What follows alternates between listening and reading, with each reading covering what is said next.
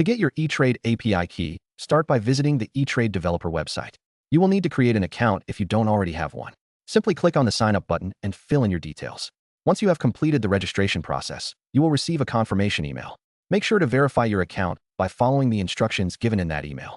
After your account is verified, log into the eTrade developer portal. You will find an option for creating a new application. Click on that option, and you will be prompted to fill in details about your application. Provide a name, description, and a callback URL if required. Make sure to choose the appropriate permissions for the actions you want to perform using the API. Once you submit your application, it will be reviewed by eTrade. This process might take some time, so be patient. Once your application is approved, you will receive your API key along with a secret key. These keys are essential for authenticating your requests when you start using the eTrade API. Finally, make sure to store your API key and secret key securely. Do not share these keys publicly or expose them in any application. With your API key, you can now proceed to integrate eTrade's functionalities into your applications, allowing you to access trading data, manage your investments, and execute trades programmatically.